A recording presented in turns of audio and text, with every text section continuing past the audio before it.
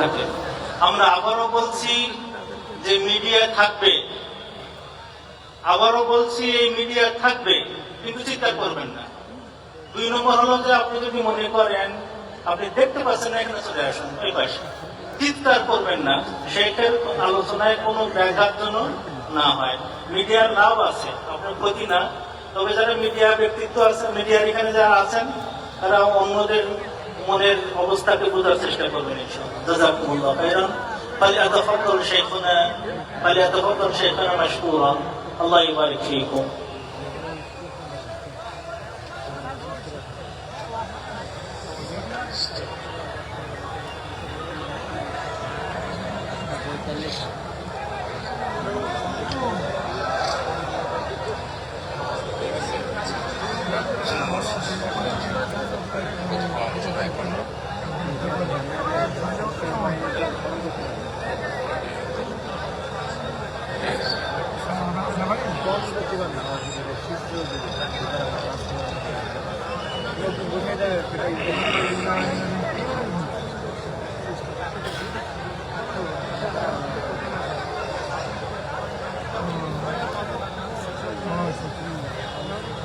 السلام عليكم ورحمة الله وبركاته.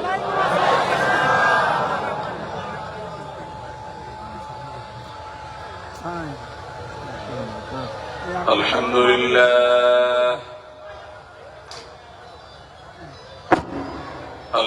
لله نحمده ونستعينه ونستغفره ونؤمن به ونتوكل عليه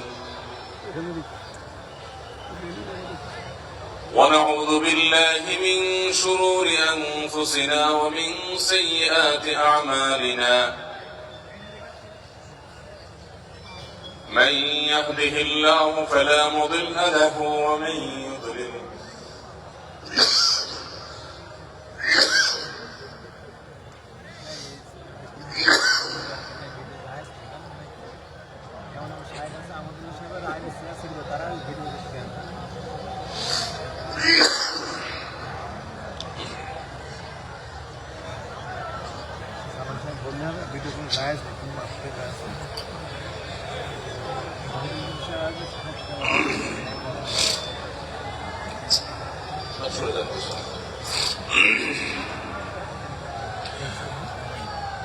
من يهده الله فلا مضل له ومن يضلله فلا هادي له. وأشهد أن لا إله إلا الله وحده لا شريك له.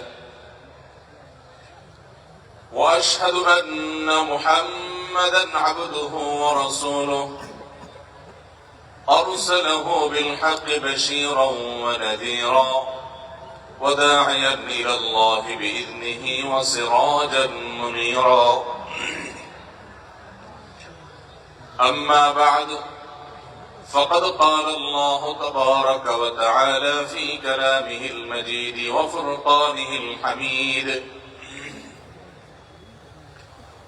أعوذ بالله من الشيطان الرجيم. يا أيها الذين آمنوا ادخلوا في السلم كافة ولا تتبعوا خطوات الشيطان إنه لكم عدو مبين.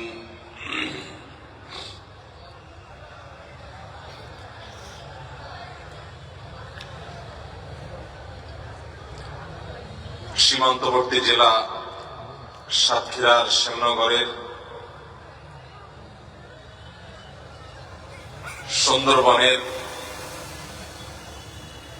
কোল ঘেঁষে গড়ে ওঠা গ্রাম নববেকি মাধ্যমিক বিদ্যালয় ময়দানে আজকের এই ঐতিহাসিক ইসলামী সেমিনারের সম্মানিত সভাপতি,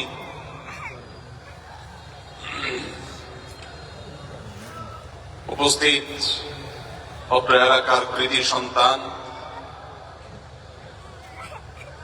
দেশের স্বনামধন্য আলেমে দ্বীন, চিন্তক এবং গবেষক উস্তাজ ডক্টর আব্দুল সালাম আজাদি হাফিজাহুল্লাহ ওয়া রাআহ, যার নির্দেশে, যার মায়া এবং মমতায় সেই সুদূর ঢাকা থেকে আপনাদের গ্রাম পর্যন্ত আসা। তিনি শারীরিকভাবে কিছুটা অসুস্থ। আমরা আল্লাহ রাব্বুল আলামিনের কাছে উস্তাদ ডক্টর আব্দুল সালাম আজাদি হাফিজাহুল্লাহ শেফায়ে কামেলা আজিলা এটার জন্য দোয়া নিবেদন করছি, কামনা করছি আল্লাহ রাব্বুল আলামিন তাকে পরিপূর্ণ শেফায়ে কামেলা আজিলা দান করুন। আমিন। উস্তাদ ডক্টর আব্দুল সালাম আজাদি সেই স্বল্প সংখ্যক হাতে গোনা আলিমদের একজন, যার মধ্যে উম্মার ঐক্য ভাবনা, উম্মাহ কনসেপ্ট যার মধ্যে তিনি ধারণ করেন, লালন করেন। ছোটদের, তরুণদের স্নেহ মমতা দিয়ে তাদেরকে উৎসাহ উদ্দীপনা দেন, যেটা এখন সোনার হরিণ হয়ে গেছে অনেকটা। আল্লাহ রাব্বুল আলামিন তার ছায়াকে আমাদের উপর দীর্ঘায়িত করুন, আমিন। মোহতারাম হাজিরিন, ইনশাআল্লাহ শেখ আব্দুল হাই মোহাম্মদ সাইফুল্লাহ আপনাদেরকে আজকের আয়োজনে ওয়াজের যে খোরাক সেটা ইনশাআল্লাহ তিনি মিটাবেন। তিনি পৌঁছে গেছেন, ইতিমধ্যে নওয়াবেটিতে আছেন। আমি যে আয়াতখানি তেলাওয়াত করেছি, আয়াতের উপরে সংক্ষেপে কিছু কথা বলার পর আমার কাছে কিছু প্রশ্ন আছে, আপনাদের কিছু প্রশ্ন আছে, সেই প্রশ্নের উত্তর দিয়ে ইনশাআল্লাহ আমি শেষ করব। মোহতারাম হাজিরিন,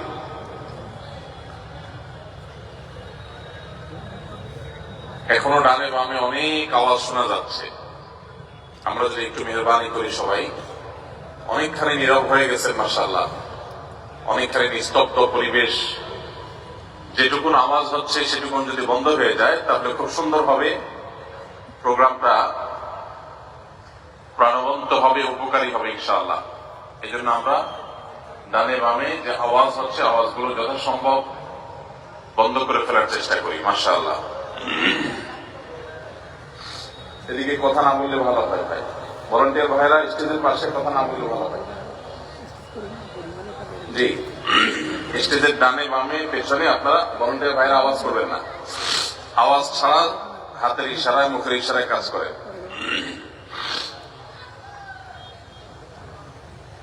রাস্তা থেকে বাঁশির অনেক বেশি আওয়াজ আসছে, এগুলো আমরা যথাসম্ভব কন্ট্রোল করি, যতটা অল্প আওয়াজে কাজ করা যায়।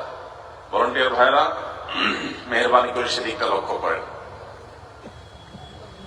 মোহতারাম হাজিরিন,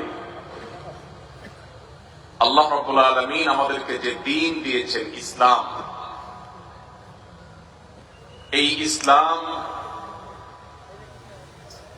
মানব জাতির ইহ এবং পারলৌকিক, দুনিয়া এবং আখিরাত উভয় জীবনের, উভয় জগতের সার্বিক সাফল্য, সার্বিক অগ্রগতি, সার্বিক কল্যাণের একমাত্র মাধ্যম, একমাত্র উপায় হিসাবে আল্লাহ তাআলা এই দ্বীনকে, ইসলামকে আমাদের জন্য দিয়েছেন। আমরা যারা নিজেদেরকে মুসলমান দাবি করি, মুসলমানের ঘরে জন্মগ্রহণ করেছি, মুসলমানের সন্তান হিসাবে যারা প্রাউড ফিল করি, তাদেরও অনেকেই আছেন যারা ইসলামের এই সর্বব্যাপী, ইসলামের এই সার্বিকতা, ইসলামের এই বিশালতা, সকল সেক্টরে, সকল জগতে ইসলামের যে বিচরণ রয়েছে, একজন মুসলিমকে ভালো মানুষ হতে, মানববাদী হতে, সমাজ সচেতন হতে, সামাজিক হতে, পরিবেশবাদী হতে, যত রকমের ভালো গুণ মানুষের মধ্যে হতে পারে, তার সবগুলো অর্জন করতে একজন মুসলমানকে শুধু মুসলমান হওয়াই যথেষ্ট। মুসলমান হয়ে তাকে তার জীবনের ভালো কোনো দিকের জন্য অন্য কারোর কোনো দরজায়, অন্য কারোর দুয়ারে তাকে কোনো প্রকার ধর্ণা দেওয়ার কোনো প্রয়োজন নাই। আমরা যারা বাংলাদেশে নিজেদেরকে মুসলমান হিসেবে আমরা দাবি করছি, আমরা বেশিরভাগ মানুষই ইসলামটাকে শুধুই ইবাদত সর্বস্ব দিন হিসাবে আমরা মনে করি। ইসলাম কি শুধুমাত্র ইবাদত বন্দিগির মধ্যেই সীমাবদ্ধ, নাকি ইবাদত বন্দিগির বাইরেও আরো ইসলামের কাজ কাম আছে? আছে না নাই? প্রিয় ভাইরা আমার, আমরা সাধারণত একজন ধার্মিক মানুষ যখন বলি, তখন একজন নামাজি, একজন রোজাদার, একজন দায়িত্বী বিশিষ্ট মানুষের অবয়ব আমাদের স্মৃতিপটে ভেসে ওঠে। সন্দেহ নেই, এটা ধার্মিকতার অনেক বড় একটা দিক। কিন্তু ধার্মিকতা শুধুমাত্র এইসব ক্রিয়াকলাপের মধ্যে, এই সকল আমল এবং ইবাদতের মধ্যেই সীমাবদ্ধ নয়। আমরা যে দ্বীনের অনুসারী, এই দ্বীন হলো কমপ্লিট কোড অফ লাইফ, পরিপূর্ণ জীবন ব্যবস্থা। এখানে মানুষের ব্যক্তির আত্মিক উন্নয়নের কথা যেমন বলা আছে, এখানে ব্যক্তির চারিত্রিক উন্নতির কথা যেমন বলা আছে, ঠিক তেমনি ভাবে একটি সুন্দর পরিবার কিভাবে বেড়ে উঠবে, একটি সুন্দর সমাজ কিভাবে গঠিত হবে, একটি সুষম ইনসাফপূর্ণ রাষ্ট্র কিভাবে গঠিত হবে, একটি সুন্দর শান্তিময় পৃথিবী কিভাবে গড়ে উঠবে, তার পরিপূর্ণ রূপরেখা কোরআন এবং হাদিসে আছে না নাই? দুর্ভাগ্য আমাদের যে আমরা বেশিরভাগ মুসলমানরাই ইসলামটাকে শুধুমাত্র ইবাদতের মধ্যে সীমাবদ্ধ একটি জীবন বিধান, শরিয়ার বিধিবিধান সংশ্লিষ্ট বিষয় শুধুমাত্র মনে করে আমরা অনেকেই বসে আছি। আল্লাহ সুবহানাহু ওয়া তাআলা কোরআনে হাকিমে আমাদেরকে লক্ষ্য করে বলছেন, ইয়া আইয়ুহাল্লাযীনা আমানু, হে ওই সকল মানুষেরা, তোমরা যারা ঈমান আনয়ন করেছো, নিজেদেরকে মুমিন দাবি করো, উদখুলু ফিস সিলমি কাফা, তোমরা ইসলামে প্রবেশ করো। কয় পাও প্রবেশ করতে বলা হয়েছে? এক কদম, দুই কদম? আল্লাহ বলেছেন উদখুলু ফিস সিলমি কাফা, পরিপূর্ণভাবে ইসলামে দাখিল হও, ইসলামে প্রবেশ হও পরিপূর্ণভাবে। এক পাও ইসলামে, এক পাও বাহিরে। নামাজটা আল্লাহর বিধান মতো, পরিবারে বাসা বাড়িতে গিয়ে নিজের খেয়াল খুশি মতো। নামাজটা আল্লাহর বিধান মতো, বাজারে দোকানদারি করার সময় নিজের লাভ এবং সুবিধা মতো।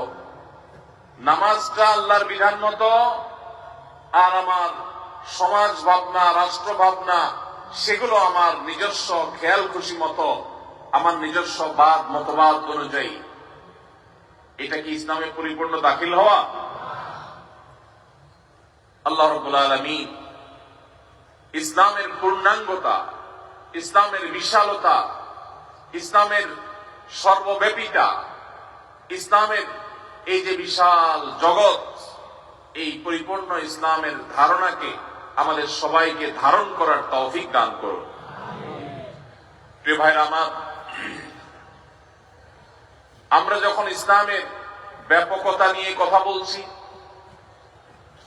ইসলাম ইবাদত প্রধান দিন হলেও শুধুই ইবাদত সর্বস্ব দিন বা ধর্ম নয়, এর বাইরেও ইসলামের যে বিশাল গণ্ডি আছে, এই গণ্ডি নিয়ে আমরা যখন আলাপ করছি, তখন আমাদেরই অনেক ভাই, আমাদেরই অনেক বোন আছেন যারা ইসলামের একেবারে বেসিক বিষয়গুলো, ইসলামের মৌলিক বিষয়গুলো পর্যন্ত তারা ধারণ করেন না, তারা বুঝেন না, তারা রপ্ত করেন না, অথচ তারাও কিন্তু আদমশুমারিতে মুসলমান, তারাও নিজেদেরকে মুসলমান মনে করছেন। ভাইরা আমার, একজন মানুষ যদি পরিপূর্ণভাবে ইসলামে দাখিল হতে হয়, তাকে যদি ইসলামে পরিপূর্ণভাবে প্রবেশ হতে হয়, তাহলে তার সর্বপ্রথম যে বিষয়টির প্রয়োজন, সেটি হলো তার ঈমানকে বিশুদ্ধ করতে হবে। শিরক, কুফর থেকে তার ঈমানকে পবিত্র করতে হবে। যে ঈমানের সাথে শিরকের সংমিশ্রণ আছে, যে ইমানের সাথে কুফুরের নেফাকের সংমিশ্রণ আছে, যে ইমানের পাশাপাশি কারোর মধ্যে আল্লাহর কোন আইন, আল্লাহর কোন বিধান, আল্লাহর কোন আদেশ, আল্লাহর কোন নিষেধ নিয়ে ন্যূনতম কোন সংশয় সন্দেহ আছে, সেই ইমান আল্লাহর খাতায় আল্লাহর হিসেবে ইমান নয়। ইমান হলো সেটি যেখানে আল্লাহর পরিপূর্ণ দ্বীনকে অন্তঃকরণে পরিপূর্ণভাবে জায়গা দেওয়া হয়, মেনে নেওয়া হয়। আল্লাহ রাব্বুল আলামিন আমাদের সবাইকে সেরকম খাঁটি মুমিন হওয়ার তৌফিক দান করুন।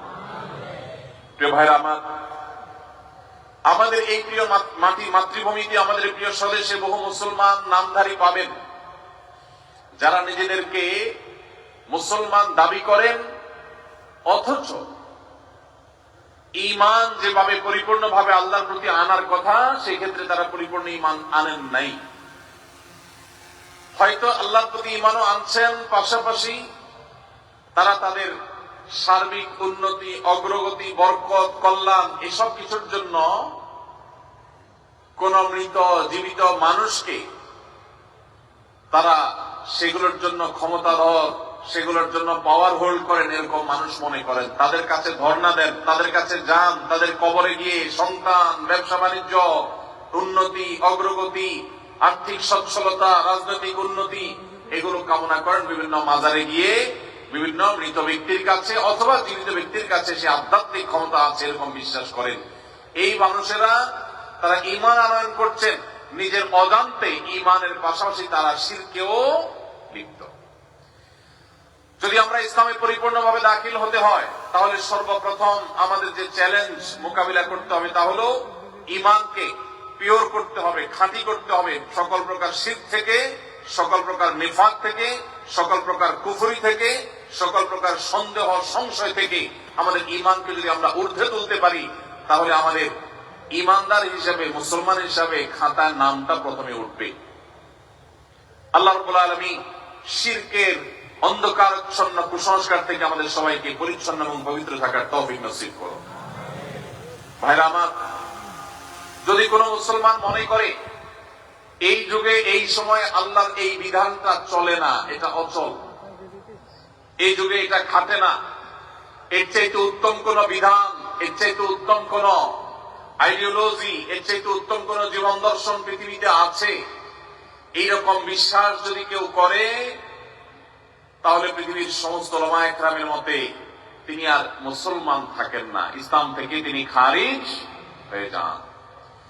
আমাদের এই সমাজে অনেক মুসলমান আছেন যেসব মুসলমানরা এখনো মনে করেন যে আল্লাহর বিধিবিধান, কোরআনের আদেশ নিষেধ এই সবগুলো এখন এই সমাজে সচল না, সব চলে না, নাউযুবিল্লাহ। এরকম বিশ্বাস করলে ঈমান থাকবে ভাই? ঈমান থাকবে না।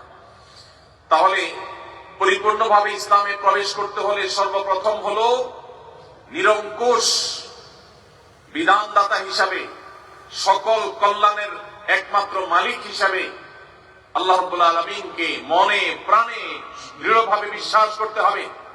সেই বিশ্বাসে যদি কোনো প্রকার সন্দেহ সংশয় ঢুকে যায় তাহলে সেটা কখনো ঈমান বলা হবে না। অনেক মানুষ আছেন নিজেকে মুসলমান দাবি করেন, ওয়াজ মাহফিলে আসেন, কিন্তু সংশয়ের কারণে তিনি ঈমান থেকে, ইসলাম থেকে ছিটকে পড়ে গেছেন, নিজেও জানেন না। তাহলে ভাইরা আমার, আমাদের ঈমানকে শিরক মিশ্রিত ঈমান করা যাবে না। ঈমানকে পিওর করতে হবে, খাঁটি করতে হবে, খালেস করতে হবে, আল্লাহর জন্য নিরঙ্কুশ করতে হবে। আমরা বিশ্বাস করি আমাদের আল্লাহ রাব্বুল আলামিনের যে গুণবাচক নাম আছে এই সব নামগুলো আল্লাহ রাব্বুল আলামিনের জন্যই একমাত্র খাস, তার জন্যই সীমাবদ্ধ। আল্লাহ ছাড়া এগুলো এইভাবে অন্য কারোর জন্য আর কখনো ফিট হতে পারে না। নাম্বার 2, শুধুমাত্র আমি আল্লাহর প্রতি বিশ্বাস রাখলাম, আস্থা রাখলাম আর পরিপূর্ণ ইসলামে প্রবেশ করলাম, তা কখনোই হবে না। ইসলামের যে পঞ্চস্তম্ভ আছে সেই 5টি স্তম্ভের প্রথমটি হলো শাহাদাতু আল্লা ইলাহা ইল্লাল্লাহ ওয়া আন্না মুহাম্মাদুর রাসূলুল্লাহ। আল্লাহ ছাড়া সত্যিকারের কোন ইবাদতের উপযুক্ত কেউ নাই, আর মুহাম্মদ সাল্লাল্লাহু আলাইহি ওয়াসাল্লাম আল্লাহর রাসূল, এই কথার সাক্ষ্য দেওয়া, এটা ইসলামের একমাত্র খুঁটি না, এটা প্রধান খুঁটি, প্রথম খুঁটি। আরো 4টি খুঁটি কথা নবী সাল্লাল্লাহু আলাইহি ওয়াসাল্লাম বলেছেন হাদিস জিবরিলে। এই সব খুঁটিগুলো যদি কেউ মনে প্রাণে ধারণ করেন তাহলে তিনি মুসলমান হওয়ার পথে আরো এক ধাপ এগিয়ে গেলেন। এই জন্য আমাদের ঈমানের পাশাপাশি 5 ওয়াক্ত নামাজ আদায় করতে হবে। বহু মুসলমান আছেন যারা ওয়াজ মাহফিলে আসেন অথচ 5 ওয়াক্ত নামাজ পড়েন না, আছে না নাই? এই মাহফিলেও হয়তোবা এমন কোন ভাই আছেন যে আজকে হয়তো কোন নামাজ কাজা করেছেন। আমরা অনেকে জানি না নামাজ ইচ্ছাকৃত যদি কেউ ত্যাগ করে, নামাজ যদি কেউ পরিহার করে, নামাজ যদি কেউ না পড়ে, তাহলে সে নিজেকে মুসলমান দাবি করবার নৈতিক কোন অধিকার তার আর থাকে না। খলিফাতুল মুসলিমিন ওমর আল খাত্তাব রাদিয়াল্লাহু তাআলা আনহু বলেছেন, লা হাজ্জা ফিল ইসলাম লিমান তারাকাস সালাহ। যে ব্যক্তি নামাজ ত্যাগ করে, যে ব্যক্তি নামাজ পড়ে না, ইসলামে তার কোনো হিস্সা, কোনো অংশ, কোনো ভাগ তার থাকতে পারে না। এই জন্য ভাইরা, নামাজ না পড়ে নিজেকে মুসলমান দাবি করার মানুষ আমাদের দেশে বহু আছে। অনেকে মনে করেন নামাজ না পড়লে কি হয়েছে, আমার ঈমান আছে। এই কথা হলো অনেকটা মামুর ভাইয়ের আবদারের মতো। নামাজ না পড়লে আমার ঈমান কিভাবে থাকে? আল্লাহ রাব্বুল আলামিন আমাদের সবাইকে পরিপূর্ণভাবে ইসলামে দাখিল হওয়ার তৌফিক দান করুন। যে মুসলমান 5 ওয়াক্ত নামাজ পড়বে, ইসলামে দাখিল হওয়ার পথে অনেক দূর তিনি অগ্রসর হয়ে যাবেন। 5 ওয়াক্ত নামাজ পুরুষরা জামাতের সাথে, মা বোনরা বাসা বাড়িতে সময় হওয়ার পর সুন্দরভাবে ধীরস্থিরতার সাথে, খুশুর সাথে যদি আদায় করেন, তাহলে তিনি খাঁটি মুসলমান। ওই যে আল্লাহ আহ্বান করেছেন, আল্লাহ আদেশ করেছেন, ইয়া আইয়ুহাল্লাযীনা আমানু দুখুলু ফিস সিলমি কাফা, পরিপূর্ণভাবে ইসলামে দাখিল হও। ইসলামে পরিপূর্ণ প্রবেশ হওয়া করার, ইসলামে পরিপূর্ণভাবে দাখিল হওয়ার ক্ষেত্রে তিনি অনেক বড় একটা ধাপ এগিয়ে গেলেন। ভাইরা আমার, যার নামাজ যত সুন্দর হবে আল্লাহর কাছে তিনি তত ভালো মুসলমান, আর যার নামাজে যত ভেজাল হবে আল্লাহর কাছে তিনি তত ত্রুটিপূর্ণ মুসলমান। নবী সাল্লাল্লাহু আলাইহি ওয়াসাল্লাম বলেছেন, আউয়ালু মা ইউহাসাবু বিহিল আবদু ইয়াউমাল কিয়ামাতি আস-সালাহ। কিয়ামতের দিন সর্বপ্রথম হিসাব নেওয়া হবে কিসের ভাই? নামাজের। ইবাদতের মধ্যে নামাজের হিসাব নেওয়া হবে সবকিছুর আগে। আর বান্দাদের পারস্পরিক হক এবং অধিকারের মধ্যে সবকিছুর আগে হিসাব নেওয়া হবে মানুষ হত্যা। আমাদের দেশে সামান্য একটু রাজনৈতিক স্বার্থের খাতিরে, সামান্য একটু ক্ষমতা থাকার প্রয়োজনে, একটু টাকা পয়সার লোভে, সামান্য একটু রেষারেষির কারণে মানুষ মানুষকে খুন করতে দ্বিধা করে না। আমরা দেখেছি নিজেদেরকে মুসলমান দাবি করে, তাহাজ্জুদ গুজার দাবি করেও অসংখ্য অগণিত মানুষকে অবলীলায় খুন করেছে। কিয়ামতের ময়দানে মানুষের অধিকারের মধ্যে অর্থকরীর বিচার, লেনদেন সংক্রান্ত যে বিচার, অর্থ আত্মসাতের বিচার, এই সবগুলোর আগে আল্লাহ রাব্বুল আলামিন প্রথম বিচার করবেন হলো খুনের বিচার। দুনিয়াতে যে খুনের শিকার হবে তার পরিবার যদি দুনিয়াতে বিচার নাও পায়, খুনির ক্ষমতার কারণে যদি নিহত ব্যক্তির পরিবাররা অসহায় থাকে, কিয়ামতের ময়দানে এই খুনির বিচার আল্লাহ রাব্বুল আলামিন অবশ্যই করবেন। সেজন্য একজন ইমানদার, তার আসলে হারাবার কিছু নাই, ইমানদারের লস হওয়ার কিছু নেই। আমরা যখন আল্লাহ রাব্বুল আলামিনের কাছে ভালো মুসলমান হওয়ার দৌড়ে এগিয়ে যেতে চাইব, তখন আমাদের ঈমানকে খাঁটি করা, আল্লাহর সঙ্গে কাউকে শরীক করা, কোন পীর, কোন ব্যক্তি, কোন মতবাদ, কোন ইজম, কোন বড় নেতা, কোন আদর্শিক ব্যক্তি, কাউকে আল্লাহ রাব্বুল আলামিনের সমকক্ষ মনে করা, আল্লাহর নাউযুবিল্লাহ বিধানের বিকল্প মনে করা, অথবা কল্যাণ ও কল্যাণের মালিক মনে করা, দুনিয়া এবং আখিরাত তার কাছে আছে এবং তার কাছে সেগুলোর ক্ষমতা, সুপ্ত শক্তি আছে মনে করা, এই সবগুলো ঈমানের সাথে অসঙ্গতিপূর্ণ বিষয়। আমাদের ঈমানকে যদি আমরা খাঁটি করতে পারি, নামাজকে যদি আমরা 5 ওয়াক্ত ঠিকঠাক মতো সুন্দর মতো আদায় করতে পারি, তাহলে ইসলামে পরিপূর্ণভাবে প্রবেশ হওয়ার ক্ষেত্রে আমরা আরো এক ধাপ এগিয়ে গেলাম। আল্লাহ আমাদের সবার নামাজগুলোকে সুন্দর করার তৌফিক দান করুন।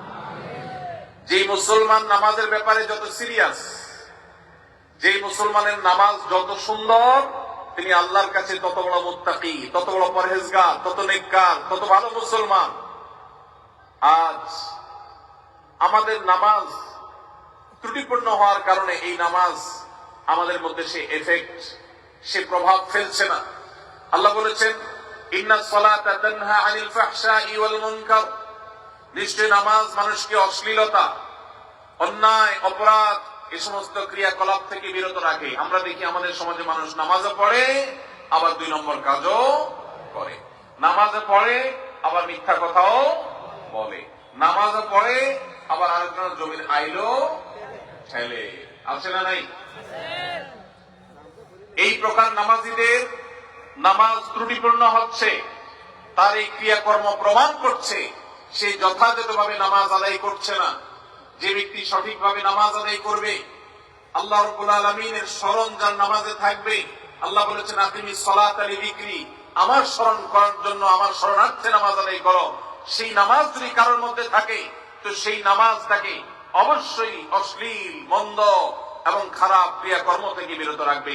আল্লাহ রাব্বুল আলামিন আমাদের সবাইকে সেরকম জীবন্ত প্রভাবশালী নামাজ আদায়কারী নামাজি হওয়ার তৌফিক দান করুন। ভাইরা আমার, পরিপূর্ণভাবে ইসলামে দাখিল হওয়ার ক্ষেত্রে আমাদের তৃতীয় ধাপে যে কাজ করতে হবে সেটি হলো সকল প্রকার বান্দার হক আমাদেরকে আদায় করতে হবে।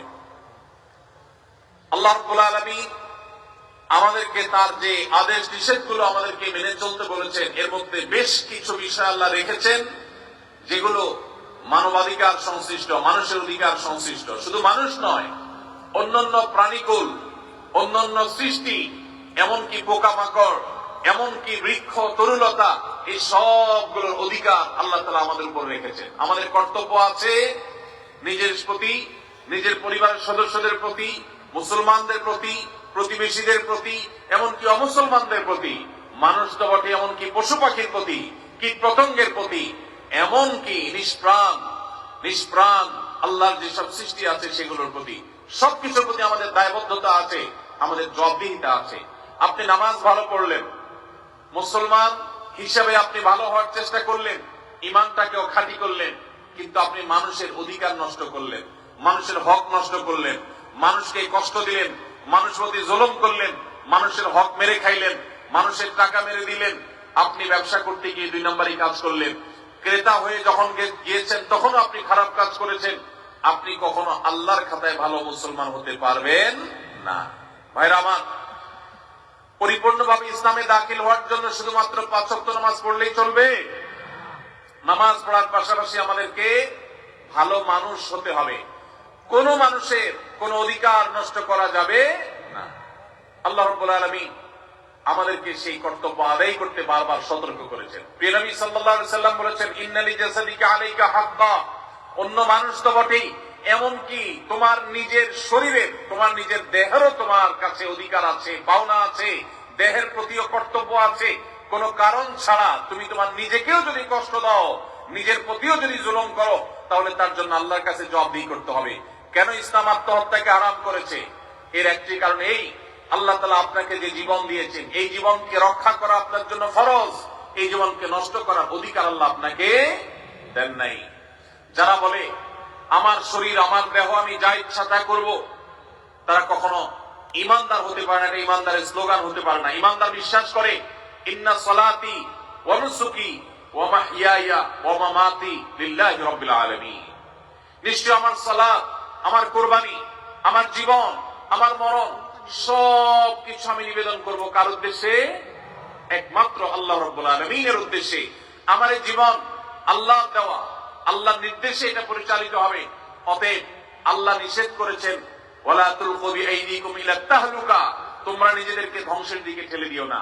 আমাদের অনেক যুবক ভাইরা আছেন, তারা কোন পেরেশানিতে পড়লে, কখনো ডিপ্রেশন দেখা দিলে, দুশ্চিন্তা হলে, পরীক্ষাটা খারাপ হলে, অনেক ভাইরা আছেন ব্যবসায় কোন রকম দুঃসংবাদ আসলে, কোন রকম লস দেখা দিলে, ধার দেনা হয়ে গেলে মনে হয় যে দেয়ালে পিঠ ঠেকে গেছে, মানুষের সামনে কিভাবে মুখ দেখাবো, কিভাবে আমি ঘুরে দাঁড়াবো, তখন তারা অনেক সময় আত্মহত্যার পথে পা বাড়ায়।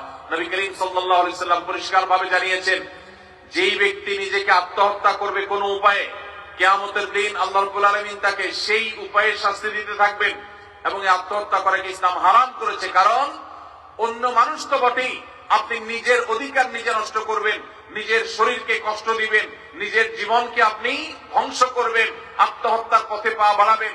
আত্মহত্যা করে দুনিয়ার কষ্ট এবং গ্লানি থেকে আপনি বাঁচতে চাইছেন, অথচ আত্মহত্যা করে কিয়ামতের ময়দানে আরো বেশি গ্লানি, আরো বড় আযাব আপনার জন্য অপেক্ষা করছে।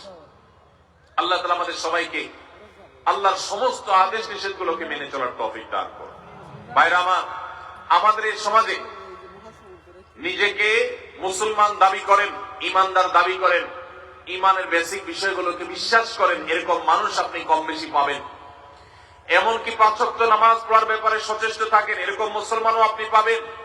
কিন্তু সেই মুসলমান আমাদের সমাজে সোনার হরিণ, যেই মুসলমান বুকে হাত দিয়ে বলতে পারবে আমি পারতপক্ষে কোন মুসলমানের হক, কারো অধিকার, কারো পাওনা আমি নষ্ট করি না, আমি কাউকে কষ্ট দেই না, অন্যায় আচরণ করি না, কারোর হক মেরে খাই না, কারোর কষ্টের কারণ হই না, আল্লাহর কাছে জবাবদিহি করতে হবে, সেই বোধ থেকে, সেই ভয় থেকে, সেই চেতনা থেকে, সেই তাকওয়ার সুপ্ত শক্তি থেকে আমি সব মানুষের অধিকার আদায় করি। এরকম মুসলমান সমাজে বেশি না কম? অনেক কম। ভাইরা আমার, আজকের এই সেমিনার থেকে, আজকের এই মাহফিল থেকে আমরা যদি এই একটি বার্তা নিয়ে যাই যে আমরা ফুলের মতো সৌরভ ছড়াবো, কারোর উপকার করতে পারি আর না পারি, আমার দ্বারা কারোর কোনো ক্ষতি হবে না, আমি কারোর কষ্টের কারণ হব না, আমি কারোর দুঃখের কারণ হব না, আমি কোনো অধিকার নষ্ট করব না কারোর। এমনকি নবী করিম সাল্লাল্লাহু আলাইহি ওয়াসাল্লাম রাস্তার অধিকারের কথা বলেছেন। তিনি বলেছেন ইয়্যাকুম ওয়াল জুলুস আলাত তারিক, তোমরা কেউ পথ দখল করবে না, রাস্তা দখল করবে না, রাস্তায় বসে পড়বে না। কেন? কারণ তুমি যদি রাস্তা দখল করে ফেলো, ফুটপাতে দোকান দিয়ে বসো, বাইক নিয়ে তুমি মানুষ চলাচলের পথে উঠে যাও, রাস্তা যেখানে সেখানে বাইক পার্কিং করে রাখো, রিক্সা পার্কিং করে রাখো, তুমি দখল করে রাখো, দোকানদার ভাই যদি ওই জায়গাটাতে মাল রেখে দখল করে রাখেন, তাহলে মানুষের অধিকার নষ্ট হবে কি হবে না? রাস্তাটা কি কারোর একক না সবার? তাহলে আমি যদি আমার দোকানের সামনে মালটাল দিয়ে রাস্তার জায়গাটা দখল করে রাখি, এই কাজটা কি হালাল হবে না হারাম হবে? অনেক মুসলমান ভাইরা আছেন, এই চিন্তাও মাথায় আসে না। 10 বছর, 20 বছর, 30 বছর দোকানদারি করছেন, তার দোকানের সামনে 2 ফিট, 4 ফিট, 5 ফিট জায়গা তিনি দখল করে রেখেছেন। কিছে তিনি হয়তো মাল সামান রেখেছেন, তিনি হয়তো আলাদা সেখানে সামিয়ানা টাঙিয়ে অথবা প্লাস্টিক টাঙিয়ে সেখানে তিনি জিনিসপত্র রেখে কেনাবেচা করছেন। অনেক দোকান, অনেক গাড়িওয়ালা ভাইরা আছেন, বাইকওয়ালা ভাইরা আছেন, যেখানে পার্কিং করা যায় সেটা তো বটেই, এমনকি যেখানে পার্কিং করলে রাস্তার উপরে পার্কিং করা হবে, মানুষের চলাচলে ব্যাঘাত হবে, রাস্তায় গাড়ির জ্যাম হয়ে যাবে, সেই জায়গা পর্যন্ত তারা পার্কিং করে রাখেন। এই সেন্সই আমাদের মধ্যে নাই যে আমরা গুনাহ করছি, আমরা নাজায়েজ কাজ করছি, আমরা যারা পথে চলাচল করবে তাদের অধিকার নষ্ট করছি, এই সেন্স পর্যন্ত নাই। এমনকি আমাদের দেশে অনেক মসজিদ আছে, যেই মসজিদের সিঁড়ি মসজিদের সীমানা পার হয়ে রাস্তা পর্যন্ত চলে গেছে, আছে না নাই?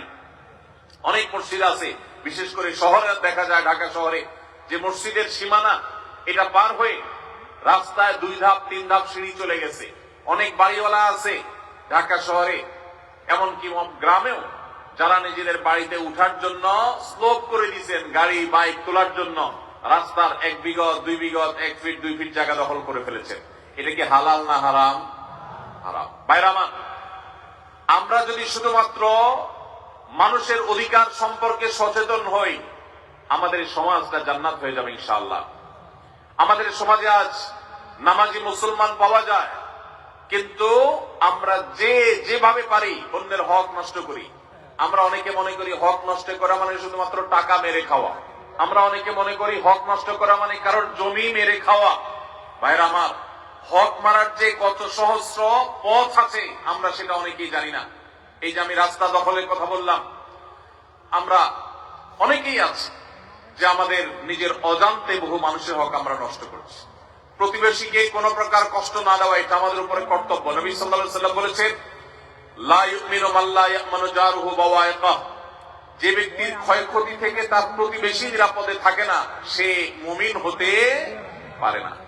এখন আপনি আপনার বাসায় ওয়াজ শুনতেছেন হাই ভলিউমে, আপনি সাউন্ড বক্স ফুল দিয়া অথবা মোবাইলে একেবারে ফুল ভলিউম দিয়ে ওয়াজ শুনতেছেন, এত জোরে ওয়াজ শুনতেছেন যে আপনার পাশের বাসার যিনি আছেন, পাশের বাড়িতে যিনি আছেন, আপনার পাশের ঘরে যিনি আছেন, এই আওয়াজে তার ডিস্টার্ব হচ্ছে, তাহলে আপনার এই ওয়াজ শোনার কারণে সওয়াব হবে নাকি গুনাহ হবে? এমনকি এই যে ওয়াজ মাহফিলের মাইক, এই মাইক অনেক দূর দূরান্ত পর্যন্ত নাই। আজকের এই মাহফিল, আজকের এই সেমিনার একটা আদর্শ প্রোগ্রাম, দিনী প্রোগ্রাম, কিন্তু অনেক মাহফিলে দেশে হয় মাইলকে মাইল পর্যন্ত মাইক লাগিয়ে গভীর রাত পর্যন্ত মানুষকে অতিষ্ঠ করা হয়, কষ্ট দেওয়া হয়, এর মাধ্যমে সওয়াব হয় না গুনাহ হয়, আমরা অনেকে জানি না।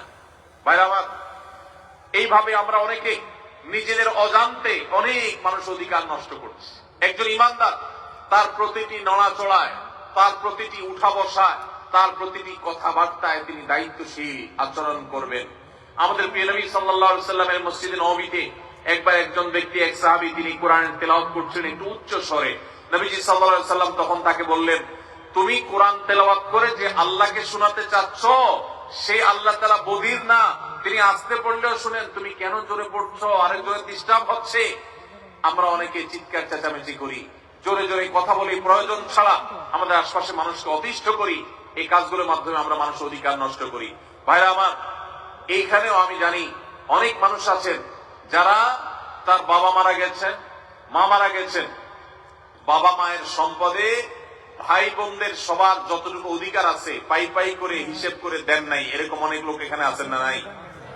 ভাইরা আমার, আপনি নামাজ পড়তে পড়তে কপালে দাগ ফেলে দিয়েছেন, আপনার দাড়িটা লম্বা হইতে হইতে সাদা হয়ে গেছে, কিন্তু আপনার বাবার সম্পদে আপনার বোনের যে হক আছে সেটা আপনি দেন নাই। আপনি কি ভালো মুসলমান হইতে পারবেন?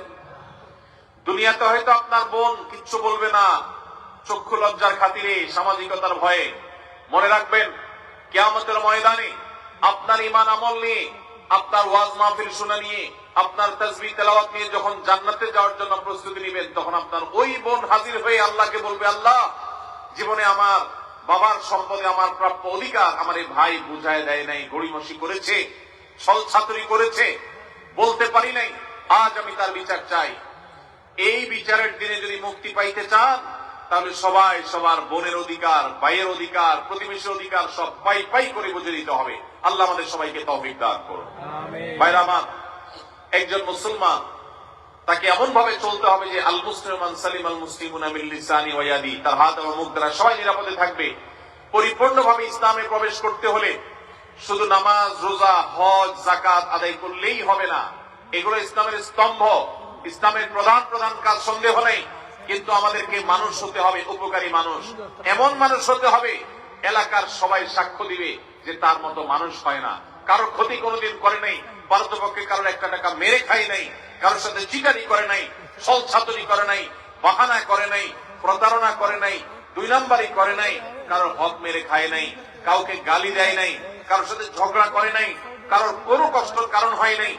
এই রকম সার্টিফিকেট আপনার সমাজ থেকে যদি আপনি আদায় করতে পারেন, মানুষ যদি আপনাকে সেটা বলার মতো জীবন গঠন করতে পারেন, তাহলে আপনি হলেন সেই মুসলমান যেই মুসলমানের জন্য আল্লাহ জান্নাতুল ফিরদাউসকে তৈরি করেছেন, যে মুসলমানের জন্য সব সুসংবাদ কোরআনে রয়েছে। সেই মুসলমান হতে হলে আমাদেরকে অধিকার সচেতন হতে হবে। আল্লাহ আমাদের সবাইকে মানুষের অধিকার সম্পর্কে সচেতন হওয়ার তৌফিক দান করুন। ভাইরা আমার, আমি আবারও বলি, আমাদের এই সমাজে মানুষের অধিকার সম্পর্কে সচেতন মানুষ আপনি খুব বেশি দেখতে পাবেন। আমাদের জন্য আজকে এটা লজ্জার কারণ, যা আজ আমাদেরকে মানবাধিকার শিখতে হয় অমুসলিমদের কাছ থেকে। আমরা মুসলমান, মুহাম্মদ সাল্লাল্লাহু আলাইহি সাল্লামের সন্তান। মুহাম্মদ সাল্লাল্লাহু আলাইহি সাল্লাম পৃথিবীকে যখন মানবাধিকার শিখিয়েছেন, আজকের মানবাধিকারের ধ্বজাধারীরা, আজকের মানবাধিকারের স্লোগানধারীদের জন্ম তখন হয় নাই। 1450 বছর আগে নবী করিম সাল্লাল্লাহু আলাইহি সাল্লাম আমাদেরকে এমন জীবন গঠন করতে শিখিয়েছেন যে এক ব্যক্তিকে তিনি দেখেছেন পিপিলিকা, পিঁপড়াকে আগুনে পুড়িয়ে হত্যা করছেন। নবীজি বলেছেন, এই পিপিলিকা যদি তোমার কষ্টের কারণ হয়, সে যদি তোমাকে উপদ্রব করে, তাকে যদি নিধন করতেই হয়, তাহলে তুমি তাকে পিষে মেরে ফেলো। তুমি আগুন জ্বালিয়ে ছটফট করে তাকে মারবা, তাকে নির্মম ভাবে হত্যা করবা। পৈশাচিক আনন্দ কোন প্রাণীকে হত্যা করতে গিয়ে তুমি করতে পারো না। তোমাকে কোন প্রাণী কষ্ট দেয়, তুমি তাকে মেরে ফেলতে পারো, সে অধিকার আল্লাহ তোমাকে দিয়েছেন। কিন্তু হত্যা করতে গিয়ে অতিরিক্ত কষ্ট দেওয়ার সুযোগ বা অধিকার তোমাকে দেওয়া হয় নাই। প্রিয় ভাইরা আমার, কত নিজের অজান্তে মানুষ তো মানুষ, কত প্রাণী আমাদের বিরুদ্ধে বাদী হয়ে আছে কিয়ামতের ময়দানে। যারা দাঁড়াবে তাদের অধিকার আমরা নষ্ট করেছি। আপনারা প্রসিদ্ধ হাদিস শুনেছেন নবী সাল্লাল্লাহু আলাইহি সাল্লামের, যে একজন নারী সারা জীবন ইবাদত বন্দেগী করেছেন, শুধুমাত্র একটি বিড়ালকে বেঁধে রেখেছেন, খাবার দেন নাই সময় মতো, মারা গেছে। সেই নারী সারা জীবনের ইবাদত বন্দেগী করা সত্ত্বেও ওই একটি বিড়ালকে কষ্ট দেওয়ার কারণে তার ঠিকানা জান্নাতে হয়েছে না জাহান্নামে? জাহান্নামে। তাহলে আমরা যদি কোনো মানুষের ক্ষতির কারণ হই, কোনো মানুষের কষ্টের কারণ হই, দোকানদার ভাই যদি কাস্টমারকে ঠকায়, জান্নাত ঠিকানা হবে না জাহান্নাম ঠিকানা হবে? জমির আইলটা যদি ঠেলেন, কারোর সবজিটা যদি চুরি করে নিয়ে আসেন, কারোর ঘেরের মাছ যদি চুরি করে নিয়ে আসেন, ঠিকানা কি জান্নাত হবে না জাহান্নাম? আল্লাহ আমাদের সবাইকে ভালো মানুষ হওয়ার তৌফিক দান করুন। আমরা যতক্ষণ পর্যন্ত ভালো মানুষ না হব, ততক্ষণ পর্যন্ত পরিপূর্ণ ইসলামে দাখিল হওয়া সম্ভব না। আল্লাহ এটাই বলেছেন, ইয়া আইয়ুহাল্লাযীনা আমানু দুখুলু ফিস সিলমি কাফা, হে ঈমানদারেরা, তোমরা ইসলামে পরিপূর্ণভাবে প্রবেশ করো, সম্পূর্ণরূপে প্রবেশ করো। তুমি ওয়াজ শোনার বেলায় মুসলমান, ক্ষেত খামারে গিয়ে আর মুসলমান থাকলা না, ওখানে তুমি কাঁচা মেরে কাজ করছো, রান দেখা যাচ্ছে, ফরজ তরক হচ্ছে, তাহলে ওয়াজ মাহফিলে আসার সময় তো মাশাআল্লাহ রানটা ঢেকে সুন্দর জামা কাপড় পরে আসলা, ওখানে কাজের সময় গেলে তো আল্লাহর ফরজ বিধানটা লঙ্ঘন করলা, তাহলে কাজের বেলায় তুমি মুসলমান থাকলা না। ছাত্র ভাইয়েরা, ওয়াজ মাহফিলে মাথায় টুপি দিয়ে ওয়াজ শুনতে আসছেন মাশাআল্লাহ, স্কুলে কলেজে গিয়ে কোন মেয়ে যাচ্ছে, দু চার বন্ধু মিলে তাকে টিজ করলেন, উত্ত্যক্ত করলেন, তাকে নিয়ে নোংরা কথা বললেন, তাকে নিয়ে বাজে কথা বললেন, বাজে জল্পনা কল্পনা করলেন, অথচ সেই আপনি ওয়াজ মাহফিলে মাথায় টুপি দিয়ে আসলেন। তাহলে ওয়াজ মাহফিলে আপনি মুসলমান থাকলেন, কিন্তু আপনার শিক্ষা প্রতিষ্ঠানে রাস্তাঘাটে গিয়ে আপনি মুসলমান থাকলেন না। এই ইসলাম আপনাকে জান্নাত পর্যন্ত নিবে না। 2 নম্বর ইসলাম আল্লাহ গ্রহণ করবেন না। এই জন্যই আল্লাহ বলেছেন, উদখুলু ফিস সিলমি কাফা, পরিপূর্ণভাবে ইসলামে দাখিল হও। যে মানুষ তার গুনাহ এবং পাপের কাজ করতে গিয়ে আল্লাহর কথা স্মরণ হবে, আল্লাহর কথা মনে পড়বে, আল্লাহর আদেশ নিষেধের কথা মনে হবে এবং সে সেখানে থেমে যাবে, সেই মানুষই হলো প্রকৃত মুসলমান, সেই হলো খাঁটি মুসলমান। ভেজাল মুসলমানে আমাদের সমাজ ভরে গেছে, আমাদের দেশ ভরে গেছে, দুনিয়া ভরে গেছে। যতদিন আমরা খাঁটি মুসলমান না হব, ততদিন পর্যন্ত আল্লাহর খাতায় পরিপূর্ণ মুসলমান হতে পারবো না। এজন্য ভাই, মানুষের অধিকারের ব্যাপারে আমরা সচেতন থাকবো তো ইনশাআল্লাহ। কাউকে কষ্ট দেব না, কারোর কষ্টের কারণ হব না, কারোর হক মেরে খাবো না, কারোর সাথে মিথ্যা কথা বলবো না, কারোর সাথে প্রতারণা করব না, কারোর কোনো প্রকার ক্ষয়ক্ষতি করব না। এই প্রতিজ্ঞা যদি আপনি আজকে করে যেতে পারেন এবং এটা যদি আপনি ধরে রাখতে পারেন, তাহলে আপনার জীবন সফল, আপনার জীবন সাকসেস, আপনার জীবন সবচেয়ে বেশি আল্লাহ তাআলার কাছে কামিয়াবি বলে বিবেচিত হবে। নবী করিম সাল্লাল্লাহু আলাইহি ওয়াসাল্লামের একটা হাদিস আপনারা অনেকে শুনেছেন, মুসনাদ আহমদে বর্ণিত হয়েছে। তিনি বলেছেন, কিয়ামতের ময়দানে আল্লাহর কাছে বান্দার 3 ধরনের অপরাধের বিচার মামলা উঠবে, বিচারের মামলা উঠবে। তার একটা হলো, যদি কেউ আল্লাহর সঙ্গে শিরক করে যায়, মুশরিক হয়ে মারা যায়, আল্লাহর সঙ্গে কাউকে মুশরিক শরীক সাব্যস্ত করেছে, পার্টনার সাব্যস্ত করেছে, এইরকম অপরাধ করে মারা গেলে সোজা জাহান্নাম, কোনো শুনানি নাই। আর যদি কেউ আল্লাহর কোনো হক নষ্ট করে, নামাজ পড়েছে, একটু ভেজাল ছিল, ত্রুটি ছিল, রোজা রেখেছে, কিন্তু কখনো ঝামেলা হয়েছে, সঠিকভাবে রাখে নাই, আল্লাহ তাআলা চাইলে তাকে শাস্তি দিবেন, চাইলে তাকে মাফ করবেন। আর 3 নম্বর যে মামলা আল্লাহর দরবারে উঠবে কিয়ামতের দিন, সেটা হলো ওই মামলা, যেই মামলা মানুষের অধিকার সংশ্লিষ্ট মামলা, কারোর হক নষ্ট করেছেন, কারোর কষ্টের কারণ হয়েছেন, কাউকে কোনোভাবে অধিকার বঞ্চিত করেছেন। ভাইরা আমার, আজ এই মামলার আসামি ঘরে ঘরে, প্রত্যেকটি জনপদে, প্রত্যেকটা বাড়িতে বাড়িতে, বাজারে ঘাটে, সব জায়গায় এই মামলার আসামি। আমাদের চিকারি বাটপারি, আমাদের জুলুম, আমাদের মানুষের হক নষ্ট করা, এগুলাতে মানুষ অতিষ্ঠ, কেউ কাউকে বিশ্বাস করার মতো অবস্থা নাই। নবীজি সাল্লাল্লাহু আলাইহি ওয়াসাল্লাম বলেছেন, এই মামলার যারা আসামি হবে কিয়ামতের দিন, আল্লাহ রাব্বুল আলামিন এই মামলার আসামিদের একজনকেও ক্ষমা করবেন না এবং আল্লাহ তাআলা তাদের মামলাগুলো সবগুলোকে রেফার করবেন ওই হকদারের কাছে। যার হক নষ্ট করেছেন, কিয়ামতের দিন তার কাছ থেকে আপনাকে মাফ চাইতে হবে। আর সেদিন কেউ কাউকে মাফ করবে না। আপনি যে আমল করে সওয়াব কামাই করেছেন, সেগুলো দিয়ে সেই দায় দেনা মুক্ত করা হবে, পরিশোধ করা হবে, এবং এক পর্যায়ে আপনি খালি হাতে জাহান্নামে যেতে হতে পারে। এজন্য ভাইরা, আপনি যদি কোনো গরিব অভাবী মানুষের, দুস্থ মানুষের প্রতি জুলুম করে থাকেন, কোন রিকশাওয়ালাকে একটা খারাপ কথা বলে থাকেন, গালি দিয়ে থাকেন, একটু তর্কাতর্কি হয়েছে, তার ভাড়াটা না দিয়ে চলে যান। বেচারা হয়তো আজকে কিছুই বলতে পারবে না, কিয়ামতের ময়দানে অবশ্যই সে আপনার সামনে দাঁড়িয়ে যাবে এবং তার সে হক আদায় করে নিবে। এজন্য ভাইরা, আমরা আজকের এই মাহফিল থেকে সবাই আল্লাহর সাথে ওয়াদা করে যাব, আমরা কোনোদিন কারোর কষ্টের কারণ হব না। ঠিক আছে তো ইনশাআল্লাহ? আল্লাহ আমাদের সবাইকে তৌফিক দান করুন। আল্লাহ আমাদেরকে ফেরেশতা সুলভ আচরণ আমাদের মধ্যে গঠন করার তৌফিক দান করুন। সবাই চেষ্টা করবো তো ইনশাআল্লাহ? ভাইরা আমার, 4 নম্বর, ইসলামে পরিপূর্ণভাবে দাখিল হওয়ার জন্য আমাদের আচরণটা সুন্দর করতে হবে। বান্দার হকের মধ্যে অনেকটা সেটা চলে আসে, কিন্তু আলাদা করে এটাকে এই জন্য বলতে হবে। নবী করিম সাল্লাল্লাহু আলাইহি সাল্লাম বলেছেন, মা মিন শাইইন ইউদাউ ফিল মিজান ইয়াউমাল কিয়ামাতি আথকালু মিন হুসনিল খুলুক।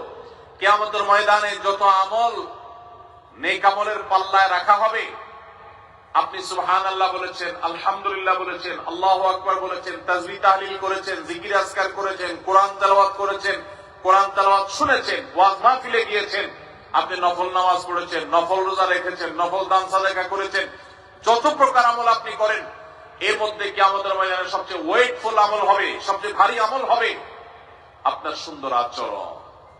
অনেক মানুষ আছেন নামাজটা অনেক সুন্দর, অনেক আলেম আছেন ওয়াজ করে অনেক ভালো, কিন্তু তার মাদ্রাসায় স্টাফদের সাথে, হুজুরদের সাথে, সহকর্মীদের সাথে, বাবুর্চিদের সাথে, অন্য লোকদের সাথে আচরণটা খারাপ করে। আছে না নাই? অনেক মানুষ আছেন হাজী সাহেব, কিন্তু হাজী সাহেবের মুখ দিয়ে এক একটা বাইর হয় 5 মণ ওজনের। আছে না নাই? অনেক মানুষ আছেন অন্য দিক থেকে তার ত্রুটি নাই, কিন্তু সে বদমেজাজ, মাথা যখন গরম হয় কাউকে চিনে না, কি মুখ দিয়ে আসে না আসে কিচ্ছু বলতে পারে না। আছে না নাই এই রোগের রোগী? আমাদের এখানে আছে না নাই এই রোগের রোগী? ভাইরা আমার, যারা আচরণ সুন্দর হবে, যারা আখলাক সুন্দর হবে, নবীজি সাল্লাল্লাহু আলাইহি সাল্লাম বলেছেন, কিয়ামতের ময়দানে নেক আমলের দৌড়ে সে এগিয়ে থাকবে। অনেকে নফল নামাজ, নফল রোজা, নফল দান সাদকা, তাসবিহ তাহলিল নিয়েও সেই দৌড়ে আগাইতে পারবে না। শুধুমাত্র যে ব্যক্তি কারোর সাথে আচরণ খারাপ করবে না, নিজের আখলাকটা ভালো করবে, অহংকার করবে না, বিনয়ী হবে, গর্ব করবে না, দম্ভ দেখাবে না, বিনয়ী হবে, মাটি হয়ে থাকবে, যে ব্যক্তি মানুষের সাথে গালমন্দ করবে না, মানুষের সাথে দুর্ব্যবহার করবে না, মানুষকে অপমান অপদস্থ করবে না, কারো ভুল হলে সুন্দরভাবে শুধরাবে, এই উত্তম আচরণের দুর্ভিক্ষ চলছে। এটার ভয়াবহ দুর্ভিক্ষ চলছে, এর বড় আকাল চলছে, বড় অভাব চলছে আমাদের সমাজে। আখলাক ভালো, আচরণ ভালো, সেই মুসলমান আপনি খুব বেশি পাবেন না। দাঁড়িয়েলা মুসলমান পাবেন, বোরকা পরেন সেরকম বোন পাবেন, কিন্তু সেই বোন স্বামীর সাথে, শ্বশুরের সাথে, সন্তানদের সাথে, যাদের সাথে, অন্যান্য প্রতিবেশীদের সাথে আচরণ করতে গিয়ে নিজের মুসলমানিত্ব ভুলে যান। মুসলমান কখনো রূঢ় আচরণকারী হতে পারে না।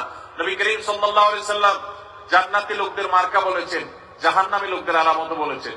তিনি বলেছেন, জান্নাতি লোকদের মার্কা হলো প্রত্যেক সেই লোক, যে লোকটা বিনয়ী থাকে, যে লোকটা নিরহংকার থাকে, যে লোকটা নিরীহ থাকে, আর যে খুব দম্ভ করে, উতুল্লিন জাওয়াজিন মুস্তাকবির, যে ব্যক্তি গোয়ার কিসিমের হয়, সবাইকে দমায়া রাখে, কাউকে সাইড দেয় না, অহংকার করে, তার দাপটের চোটে কেউ টিকতে পারে না। নবী করিম সাল্লাল্লাহু আলাইহি সাল্লামের হাদিস বলছে এটা জাহান্নামী হওয়ার লক্ষণ। আল্লাহ তাআলা আমাদের সবাইকে এই দুরাচরণ থেকে বেঁচে থাকার তৌফিক দান করুন। ভাইরা আমার, পরিপূর্ণভাবে মুসলমান হইতে রাজি আছেন ইনশাআল্লাহ? তাহলে আমাদের আখলাক, আচরণটা সুন্দর করতে হবে। আজ থেকে আমরা প্রতিজ্ঞা করে যাব, আমরা কারোর সাথে আচরণ খারাপ করব না। নিজের ঘরের বউয়ের সাথে যদি আচরণ খারাপ করেন, বাইরে যত নামাজ কালাম পড়েন, যত হুজুর সাজেন, যত মাহফিল শুনেন, 2 পয়সার কোনো লাভ নাই। এই জন্য নবীজি সাল্লাল্লাহু আলাইহি সাল্লাম বলেছেন, খায়রুকুম খায়রুকুম লিআহলি ওয়া আনা খায়রুকুম লিআহলি। তোমাদের মধ্যে সবচেয়ে ভালো সে যে তার বাসার পরিবারের লোকদের কাছে ভালো, তার বউয়ের কাছে ভালো। কারণ বাহিরে ভালো সাজা খুব সোজা, দোকানদার হিসাবে কাস্টমারের সাথে নরম নরম কথা বলা খুব সোজা। আপনার আসল রূপ, আসল চেহারা, আসল ব্যবহার দুনিয়ার আর কেউ জানুক আর না জানুক, আপনার বউ, আপনার মা, আপনার বোন, বাসার লোকজন তারা ঠিকই জানে। এই জন্য আপনার বাসার লোকজন আপনাকে ভালো বলে না খারাপ বলে, এটা আপনাকে আগে জানতে হবে। এখন মুশকিল হলো ব্যবহার এত খারাপ যে বউ খারাপ বলবে যে ওই সাহসও বউয়ের নেই। ঠিক না বেঠিক? যদি আপনার স্ত্রী আপনাকে ভালো মানুষ হিসাবে স্বীকৃতি দেয় আপনার অগোচরে, আপনি জানেন যে আপনার স্ত্রী বলে যে ওনার ব্যবহার সবচেয়ে ভালো, মধুর, মুগ্ধ, কখনো আমাকে কষ্ট দিয়া কথা বলে না, বাপের বাড়ির খোঁটা দেয় না। অনেক মানুষ আছে নামাজ কালাম করে, বউরে বাপের বাড়ির খোঁটা দেয়, আছে না নাই? তোমার বাপ তো তোমাকে দেখতে আসলো না, কই তোমার ভাইরা তো একবারও আসলো না। এই কথা অনেক পুরুষ বলে কি বলে না? এই পুরুষ হলো আল্লাহর জমিনের সবচেয়ে বড় ছোট লোকদের একজন। কেন ছোট লোক? কোন মেয়ে সে নিজের বাপের বাড়ির সব কিছুকে ফেলে রেখে আপনার সংসারে চলে আসছে, এই বেচারি এখন এখানে অনেকটা অসহায়ের মতো, তার এখানে আপন বলতে কেউ নেই। এই অবস্থায় তার বাবা যদি তাকে দেখতে না আসে, তার ভাই বোনরা যদি তার খোঁজ খবর না নেয়, তাহলে তার মনটা কি ভালো থাকে না খারাপ থাকে? কথা বলেন, ভালো থাকে না খারাপ থাকে? কোন মহিলা তার বাপের বাড়ি থেকে তার খোঁজ খবর যদি না নেয়, স্বামীর বাড়িতে তার খোঁজ খবর যদি বাপের বাড়ির লোকজন না নেয়, তার মনটা কি ভালো থাকে না খারাপ থাকে? খারাপ থাকে, তার কষ্ট লাগে। এখন আপনি স্বামী হয়ে যদি আপনি তারে খোঁচান, আরো যদি কষ্ট দেন যে তোমার বাপ কেমন মানুষ যে তোমার খবর নিল না, তুমি অসুস্থ হয়েছো, কই তোমার ভাইরা তো একটু ফোনও করলো না, একটু আসলো না, তাহলে তার কষ্টটা কি বাড়বে না কমবে? বাড়বে। তাহলে তার কষ্ট বাড়াইলে আপনার কি লাভ? আপনার কোনো লাভ আছে? বরং আপনি ভালো মুসলমান হলে আপনি বলবেন তোমার আব্বা হয়তো ব্যস্ত সেজন্য আসতে পারে নাই, তোমার ভাই হয়তো কোনো কারণে ভুলে গেছে, অথবা তারা তোমার খবর না নিলে কি হয়েছে, আমি তো আছি, আমি তো তোমার পাশে আছি, তোমাকে দেখবো। এটা হলো মুসলমানের আচরণ, এটা হলো মুসলমানের। আর এই যে খোঁচা দিয়ে কথা বলা, এটা হলো অমুসলিমের আচরণ, সেটা কোনো মুসলমানের আচরণ হতে পারে না। ভাইরা আমার, এরকম শত শত উদাহরণ দিয়ে বোঝানো যাবে, বলা যাবে আমরা কতভাবে মানুষের হক নষ্ট করি, খবরও নাই। এই যে খোঁচাখুচিগুলি করছি, গ্রামে অনেক মহিলা আছেন কোন কারণ ছাড়া আরেক মহিলাকে খোঁচায়, বৌমা তোমার বাপ এখনো আসে নাই, তোমার বাবার বাড়ি থেকে কিচ্ছু দেয় নাই, এমনিতেই কিছু দেয় নাই বা খবর নেয় নাই, এমনি তার মনটা খারাপ। আরো যখন এই কথা বলবে, সেই মনটা তো আরো খারাপ হবে। অনেক মহিলা আছেন তাহাজ্জুদ পড়েন, সোমবার বৃহস্পতিবার রোজা রাখেন, নফল আমল করেন, কোরআন তেলাওয়াত একদিনও মিস যায় না, কিন্তু আবার এই পাশের বাড়ির বৌমারে খোঁচানোটাও মিস যায় না। ঠিক না বেঠিক? মনে রাখবেন,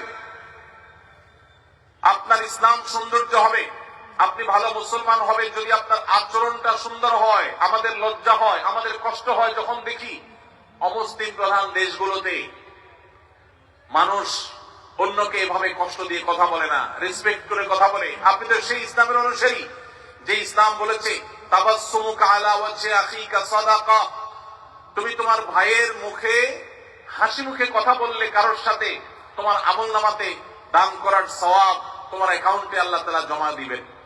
যদি তুমি হাসি মুখে কথা বলো, সেখানে আপনি রূঢ় আচরণ করে যদি কথা বলেন, তাহলে আপনার আমলনামার কি অবস্থা হবে, কি দশা হবে?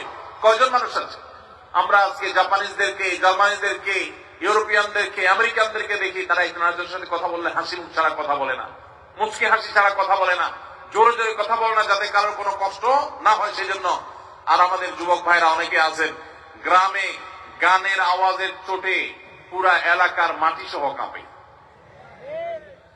এই যে যুবক ভাই, আপনি গানের আওয়াজ, নিজে গান শুনছেন, গুনাহ কাজ করছেন, আবার পুরো এলাকার মানুষকে শুনতে বাধ্য করছেন, এটা কোন মুসলমানের আচরণ না। আপনার হাত এবং মুখ দ্বারা কেউ কষ্ট পেতে পারে না। আল্লাহ আমাদের সবার আখলাক গুলোকে সুন্দর করে দিন। নবীজি সাল্লাল্লাহু আলাইহি সাল্লাম আমাদেরকে দোয়া শিখাইছেন, সুনান তিরমিজি বর্ণিত হাদিসে তিনি বলেছেন আমরা যেন আল্লাহর কাছে দোয়া করি, আল্লাহুম্মা হদিনি লিআহসানিল আখলাক ওয়া লা ইয়াহদি লিআহসানিহা ইল্লা আনত ওয়াসরিফ আন্নি সাইয়্যাহা ওয়া লা ইয়াসরিফ আন্নি সাইয়্যাহা ইল্লা আনত। আল্লাহ আমার আচরণটা সুন্দর করে দেন, ব্যবহারটা আমার বড় খারাপ, নিজেই আমি বুঝতে পারি যে আমার রাগ উঠলে মাথা ঠিক থাকে না, কি বলি না বলি, কত মানুষের বদদোয়া নিয়েছি, কত মানুষের কষ্টের কারণ হয়েছি, কত মানুষের হক নষ্ট করেছি। মাবুদ, আপনি আমার আখলাকটা সুন্দর করে দেন, আমার আচরণটা ভালো করে দেন। আল্লাহর কাছে দোয়া করতে হবে। আবার যে সমস্ত মানুষগুলোর সুন্দর আচরণ আছে, প্রত্যেক সমাজে আছে, দেখবেন কারোর কষ্টের কারণ হয় না। এই যে শেখ আব্দুল সালাম আজালি হাফিজাউল্লাহকে আমি মহব্বত করি, আমি ওস্তাদের সব বিস্তারিত বিষয় জানি না উনি কেমন মানুষ, কিন্তু আমি জানি উনি মুচকে হাসি কথা বলেন, হাসি মুখ ছাড়া থাকেন না। আমাদের ডক্টর খন্দকার আব্দুল্লাহ জাহাঙ্গীর রহমতুল্লাহ আলী, যার চেহারা মাথায় স্মৃতিতে ভেসে উঠলেই একটা হাসি মুখ চোখের সামনে ভেসে উঠে। এটাই হলো মুসলমানের আচরণ, এটাই হলো মুসলমানের চরিত্র। আল্লাহ আমাকে, আপনাদেরকে, আমাদের সবাইকে সেরকম চরিত্র ধারণ করার তৌফিক দান করুন। সবাই চেষ্টা করবো তো ইনশাআল্লাহ। আমি আবারও বলি ভাই, বারবার বলি, এই দেশে নামাজি কালামি মুসলমান যাও আছে, সুন্দর আচরণওয়ালা মুসলমান তার ধারে কাছেও নাই। আমরা এই দুর্ভিক্ষ, এই অভাব দূর করার জন্য আমরা প্রত্যেকে ভালো মানুষ হব, চেষ্টা করবো তো ইনশাআল্লাহ। আপনাদেরকে একটি বিষয় শেয়ার করি। অনেক বছর আগে আমি হাদিসের যে অনলাইন লাইব্রেরি, সেখানে সার্চ দিয়ে দেখেছিলাম নবী সাল্লাল্লাহু আলাইহি ওয়াসাল্লাম যে সমস্ত হাদিসে বলেছেন, খায়রুকুম আও খায়রুন নাস, তোমাদের মধ্যে সবচেয়ে সেরা মানুষ, মুসলমানদের মধ্যে সবচেয়ে ভালো মুসলমান কারা, এই সংক্রান্ত এই শীর্ষক যত হাদিস আছে সেগুলোকে সার্চ দিয়ে বের করলাম। বের করার পরে দেখলাম আমার সার্চিং এ প্রায় 11টি আইটেম পেয়েছি। এই 11টি আইটেমের একটা আইটেম পেয়েছি, খায়রুকুম মান তাআল্লামাল কুরআন ওয়া আল্লামা, তোমাদের মধ্যে মুসলমানদের মধ্যে সবচেয়ে উত্তম তারা যারা মানুষকে কোরআন শিখায়, নিজে কোরআন শিখে এবং মানুষকে কোরআনের শিক্ষা দেয়, তারা হলো সবচেয়ে উত্তম। এই একটা বাদে বাকি 10টা যে হাদিস বা 10 প্রকারের যে হাদিস, সবগুলো হাদিসের নির্যাস একই, সেটা হলো নবীজি সাল্লাল্লাহু আলাইহি ওয়াসাল্লাম সবচেয়ে ভালো মানুষ, সবচেয়ে ভালো মুসলমান, সবচেয়ে শ্রেষ্ঠ মানুষ, আল্লাহর কাছে সবচেয়ে সেরা মানুষ। এইভাবে যাদেরকে চিত্রায়িত করেছেন সে মানুষগুলো হলো, সবগুলো মানুষ হলো আখলাকের সৌন্দর্যের অধিকারী। যেমন তিনি বলেছেন, খায়রুকুম খায়রুকুম লিসাহিবিহি, তোমাদের মধ্যে সবচেয়ে ভালো মানুষ যে তার সঙ্গীদের কাছে ভালো। এটা আখলাক সম্পর্ক, আচরণ সংক্রান্ত বিষয়। অর্থাৎ আপনার বন্ধু বান্ধব, আপনার মহল যাদের মধ্যে উঠা বসা করেন, তারা যদি বলে ওর মতো মানুষ হয় না, ও আসলে খুব ভালো মানুষ, ও খুব নরম মানুষ, ও খুব ভদ্র মানুষ, ও কাউকে কষ্ট দেয় না, কাউকে জ্বালায় না, কাউকে উত্ত্যক্ত করে না, খারাপ কাজ করে না, এই সাক্ষ্যটা যদি আপনার সার্কেল, আপনার সোসাইটি, আপনার বন্ধু মহল, আপনার আশপাশের লোকজন, আপনি যাদের মধ্যে থাকেন তারা যদি বলে, তো আরশে আজিমের মালিকের কাছেও আপনি ভালো। ভাইরা আমার, নবীজি সাল্লাল্লাহু আলাইহি ওয়াসাল্লাম বলেছেন, খায়রুকুম আহসানুকুম আহসানুকুম কাদাআ, তোমাদের মধ্যে সবচেয়ে ভালো মানুষকে যে ঋণ নেওয়ার পর, দোকান থেকে বাকি নেওয়ার পর পরিশোধ করার ক্ষেত্রে ভালো মানুষের পরিচয় দেয়। বহু লোক দেখবেন এক দোকান থেকে বাকি নিয়ে ওই দোকানের সামনে দিয়ে আর হাঁটে না, আছে না নাই? অন্য দোকান থেকে নগদে কিনে খায়, ওই যে দোকান থেকে বাকি কিনছে ওই দোকানদারকে চিনেও না। একবার কারোর কাছ থেকে হাওলাত নিয়ে আটকাইতে পারলে আর সেই টাকা দেওয়ার কোনো নামগন্ধ নাই, আছে না নাই এরকম মানুষ? ভাইরা আমার, তাহলে ভালো মানুষ হতে হলে, ভালো মুসলমান হতে হলে আমাদের আচরণ, আমাদের কাজকর্ম, লেনদেন, এগুলোকে সুন্দর করার কোন বিকল্প পথ আমাদের সামনে খোলা নাই। আল্লাহর কাছে দোয়া করি, ফরিয়াদ করি, আল্লাহ আমাকে আজকের এই মাহফিলে, এই বিশাল সেমিনারে যারা উপস্থিত হয়েছি, আল্লাহ আমাদের সবার আখলাক গুলোকে সুন্দর করে দেন। ভাইরা আমার, আমি ব্যক্তিগতভাবে আল্লাহর কাছে কাবায় তওয়াফ করতে গিয়ে অথবা হজের সময় দোয়া কবুলের জায়গাগুলোতে আল্লাহর কাছে আমি কয়েকটা জিনিস কমন সব সময় চাই। এর ভিতরে একটা জিনিস হলো, আমার কাছে যে মানুষগুলোকে খুব আখলাকি মানুষ মনে হয়, নাম ধরে ধরে আমি বলি, আল্লাহ অমুকের মতো উত্তম আখলাক, সুন্দর আচরণ আমাকে দিয়ে দেন। আল্লাহ আমার আচরণটা সুন্দর করে দেন। আল্লাহ আমার আচরণ থেকে যেন ফুলের সৌরভ ছড়ায়, আমার আচরণ থেকে যেন দুর্গন্ধ না ছড়ায়, আমি যেন কোনো মানুষের কষ্টের কারণ না হই। এমনকি শত্রুও যদি আমার সাথে শত্রুতা করে, তার প্রতিও যেন আমি সীমা ছাড়িয়ে না যাই, জুলুম না করি। আমি সেই নবীর অনুসারী, যেই নবী কোনদিন অমুসলিম কাফেরদের প্রতিও জুলুম করেন নাই, যারা তাকে কষ্ট দিয়েছে তাদেরকেও তিনি কষ্ট দেন নাই। আমরা সেই নবীর অনুসারী, অতএব তার মতো আখলাক, তার মতো আচরণ আজ আমাদের মধ্যে গঠন করতে হবে। চেষ্টা করা যাবে না ইনশাআল্লাহ? আল্লাহ আমাদের সবাইকে তৌফিক দান করুন। 5 নম্বর, আমরা যদি পরিপূর্ণভাবে ইসলামে দাখিল হতে হয়, তাহলে সেক্ষেত্রে আমাদের সকল ক্রিয়াকর্ম, সকল কিছু আল্লাহর জন্য আল্লাহর সামনে নিবেদন করে দিতে হবে। আমাদের ব্যবসা বাণিজ্য, সেখানে হালাল হারাম খুঁজতে হবে। আমাদের কায় কারবার, সেখানে হালাল হারাম খুঁজতে হবে। আপনি কোথাও চাকরি করেন, সেখানে হালাল হারাম খুঁজতে হবে।